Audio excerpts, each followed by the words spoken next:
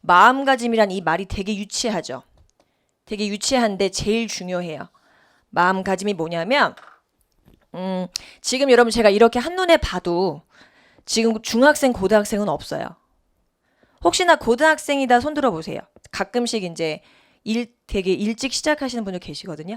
우리 반 안 계시네요. 인강생분들이 있으실 수 있고요. 당연히. 자, 근데 우리가 아무래도 20살이 넘은 성인분들이시기 때문에 이게 가장 힘들 거라 생각이 돼요.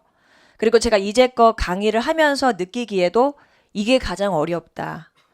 왜냐면 일단 여러분 강사들은 너무 많아요. 영어 강사도 되게 많고요. 국어 강사도 되게 많고요. 굉장히 많아요. 근데 그 안에서 선생님하고 누가 가장 잘 호흡을 해서 시험 직전까지 뚝심 있게 갈 수 있느냐로 판가름이 나는 것 같아요. 지금까지 제가 봤을 땐 그래요. 그래서 지금 보시면 일단 마음가짐이라는 걸 제가 첫 번째 1번부터 한번 얘기를 해볼게요. 자, 성실이라는 이 단어가 어떻게 보면 여러분이 포기할 수가 없는 부분이에요. 왜냐하면 여러분 공무원 되실 거죠. 공무원 되실 거기 때문에 공무원에게 있어서 어떻게 보면 가장 기본적인 제1 지침이 성실해야 하죠. 매일 똑같은 시간에 출근을 해서 똑같은 업무를 하고 똑같은 시간에 퇴근을 하실 거기 때문에. 그래서 성실하게라는 연습을 지금부터 하신다고 생각하시면 돼요. 그럼 이 성실이 뭐냐면 뭐 필기하실 필요는 없지만 새기시면 돼요. 마음속에.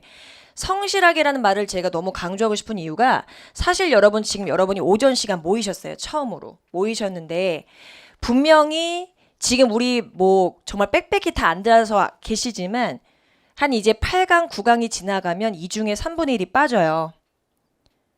왜 빠질까요? 제가 그걸 모르는 건 아니거든요. 그게 제가 맨 처음에 강사를 시작할 때는 제 문제인 줄 알았어요. 아, 김송희 수업 못 듣겠다. 그래서 8강, 9강 지나가면서 학생들이 나가는 줄 알았는데 그게 아니더라고요. 그게 아니고 친구들이 많이 자기와의 싸움에서 지는 거죠. 제가 여러분한테 요구하는 건 딴 건 없어요. 그냥 책 가지고 오시면 되고요. 책 가지고 저를 맨날 월토에 만나시면 되는 거고요. 두 번째로 여러분이 우리 현장 수업을 기준으로 해서 16번 저랑 만나실 거예요. 그죠?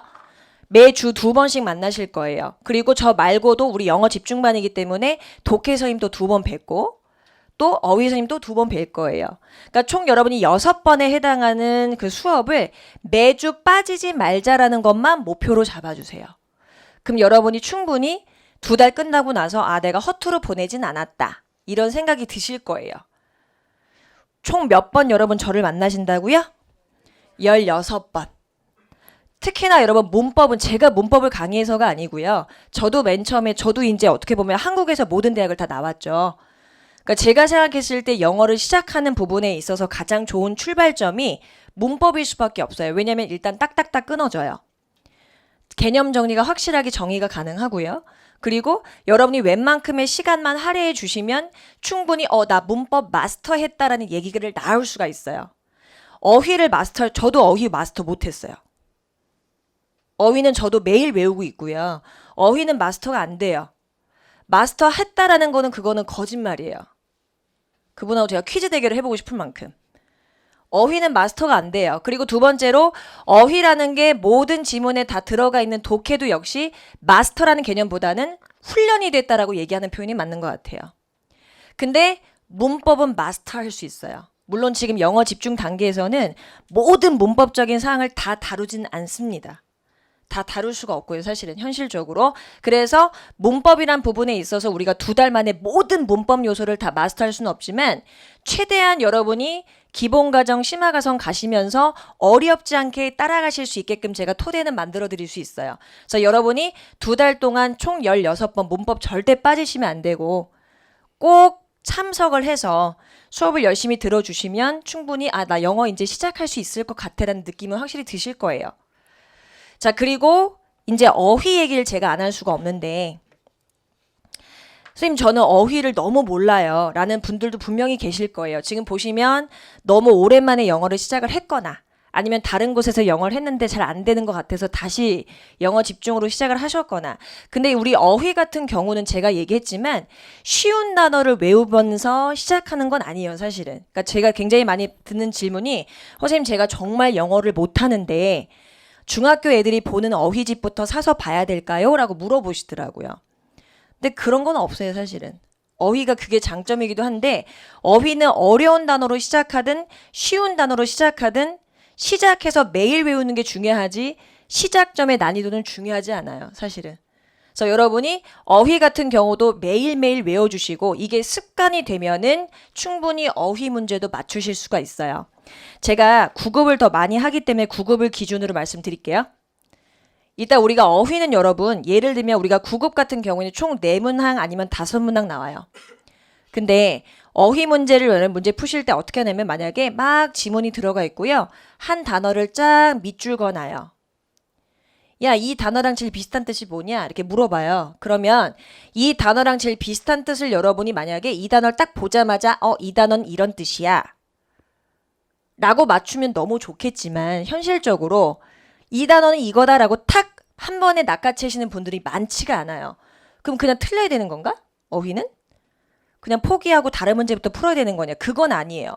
어휘 문제를 어떻게 이제 풀 수가 있냐면 우리는 너무나 요긴한 장치가 하나가 있죠. 그게 바로 속어법이에요. 속어법이 뭐예요? 여러분 속어가 뭐예요? 지워버리는 거죠. 속어해서 문제를 푼다는 얘기를 들어보셨을 건데 1, 2, 3, 4에 있는 단어를 보고 맥락을 살펴서 얘랑 제일 비슷할 수 있는 단어를 여러분이 속어를 통해서 찾으러 가시는 거예요. 그래서 제가 이걸 보통 뭐라고 얘기하냐면 문법도 똑같거든요. 속어력이라고 얘기를 해요. 지울 수 있는 힘, 자신 있게. 지울 수 있어서 여러분이 빨리 문제를 풀 수 있는 힘. 그래서 여러분이 속어력을 키워주신다는 부분이 바로 매일 어휘를 외우면 이게 생겨요. 그래서 여러분이 이 단어를 몰라도 나는 이 문제를 맞춰요. 이해 가셨죠? 그러니까 어휘 문제는 이제 이렇게 푸시는 거예요. 이런 부분으로 문제를 푸시는 거고 그리고 두 번째로 2번 얘기를 해볼게요. 기초랑 기본 수준의 문법만 잘 암기를 해주셔도 고득점 충분히 가능해요. 충분히 가능해요.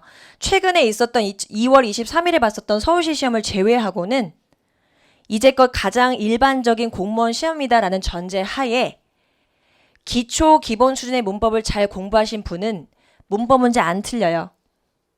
그러니까 충분히 여러분이 범위가 정해져 있고 성실도만 요구하는 부분이기 때문에 외워주시면 다 가능해요. 어려운 건 없어요. 사실은 성실의 문제죠. 세 번째가 독해예요. 독해는 아까 제가 얘기한 것처럼 요거랑 요게 더해지면 돼요. 자, 일단 여러분이 어휘를 알아야지 문장을 해석을 하겠죠. 그렇기 때문에 일단 기본적으로 어휘를 다 외워주시면 그 힘을 가지고 여러분이 독해를 조금씩 해석을 하실 수 있게 돼요.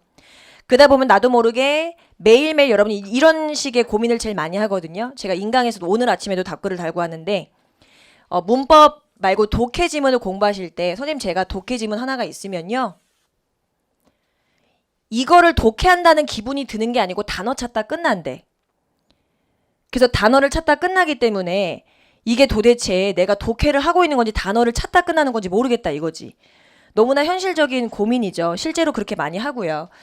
일단 여러분 그런 기분이 드실 때는 어쩔 수가 없어요. 그게 뭐냐면 일단은 내가 아는 단어가 이 지문 안에서 5개 미만이라 할지라도 해석을 해보셔야 돼요. 그 아는 단어만으로도. 그래서 해석을 해보시다 보면은 이 문제를 풀고 난 다음에 여러분이 채점을 매기고 하나씩 리뷰를 하시겠죠. 그때도 정답지를 피시는 게 아니고 내가 정답지 안에 들어가 있는 단어 리스트가 들어가 있어요. 단어가 딱 정리가 되어 있거든요. 그 단어를 암기하시는 거예요.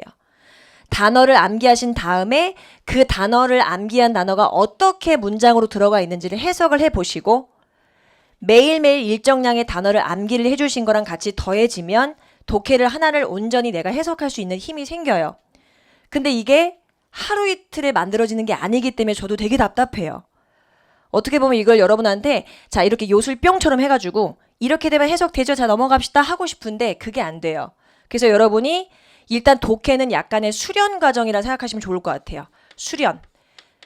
얘기 듣자마자 숨 막히죠.